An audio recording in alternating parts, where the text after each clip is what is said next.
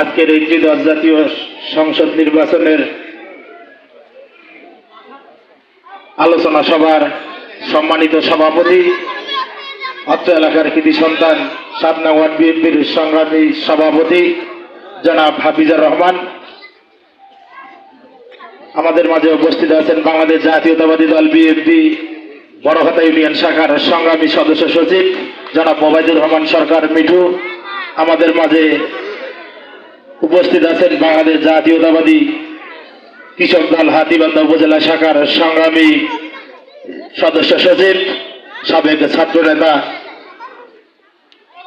জনাব ব্যারিস্টার আলহাজ হাসান রশিদ প্রধান মহোদয়ের অত্যন্ত বিশ্বস্ত প্রহরী জনাব মতিউর রহমান মতি ভাই, আমাদের মাঝে উপস্থিত আছেন বাংলাদেশ জাতীয়তাবাদী স্বেচ্ছাসেবক দল হাতীবান্ধা উপজেলা শাখার সংগ্রামী যুগ্ম আহ্বায়ক আমার রাজনৈতিক অভিভাবক জনাব হাসান জাহিদ জয় ভাই সহ আমাদের প্রাণপ্রিয় অভিভাবক একজন আছেন যিনি দীর্ঘদিন যাবত অসুস্থ জনাব গফুর নানা সহ উপস্থিত নেতৃবৃন্দ, মঞ্চের সামনে উপবিষ্ট সর্বস্তরের নেতা ও কর্মী ভাই ও বোন সকলকে জানাই বাংলাদেশ জাতীয়তাবাদী স্বেচ্ছাসেবক দল বড়খাতা ইউনিয়ন শাখার পক্ষ থেকে আন্তরিক শুভেচ্ছা অভিনন্দন।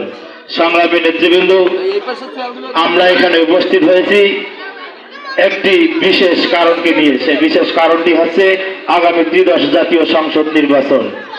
আসলে আমাদের যে একজন প্রার্থী পেয়েছি হাতীবান্ধা পাটগ্রাম উপজেলায় জাতীয় সংসদ নির্বাচনের, সে প্রার্থী আমাদের হচ্ছে ধানের শীষের মনোনীত প্রার্থী, সকলের আমাদের সুপরিচিত, যিনি দীর্ঘ 16.5 বছর ধরে হাতীবান্ধা পাটগ্রাম উপজেলার সর্বস্তরের মানুষকে আইনি সহায়তা থেকে শুরু করে যতগুলো মানবিক সাহায্য সহযোগিতা আছে সবকিছুই করেছেন।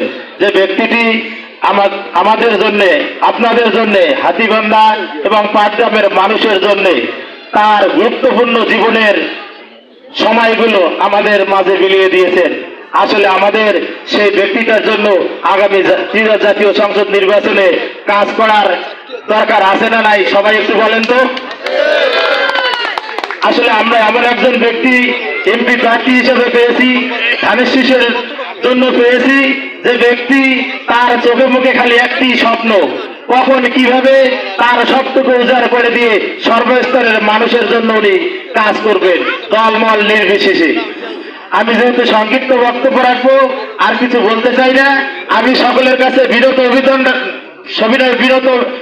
নিবেদন করতেছি, আপনারা যেখানে যেভাবে আছেন সেভাবেই থেকে ওনার জন্য কাজ করবেন এবং ধানের শীষের পক্ষে ভোট চাবেন। আর একটি দল আছে, একটি সংগঠন আছে যারা বেহেশতের টিকিট বিক্রি করে, এখানে বিশেষ করে আমাদের মা বোন খালা চাচি আপনারা রয়েছেন, আপনাদের কাছে সবিনয় অনুরোধ করব, আপনারা এই ভুয়া নামের টিকিট কিনবেন না, এই টিকিট থেকে এরা থেকে বিরত থাকবেন। আর ব্যারিস্টার হাসান রশিদ প্রধান মহোদয়ের জন্য দোয়া করবেন, আল্লাহ যেন ওনাকে সুস্থ রাখে। পাশাপাশি আমাদের দেশনেত্রী বেগম খালেদা জিয়া, যার জন্য একটু আগে এই মঞ্চে দোয়া অনুষ্ঠিত হইল, আমি আবারও ওনার জন্য সকলের কাছে দোয়া চেয়ে আমি আমার সংক্ষিপ্ত বক্তব্য এখানে শেষ করছি। আল্লাহ হাফেজ। বাংলাদেশ জিন্দাবাদ। শহীদ প্রেসিডেন্ট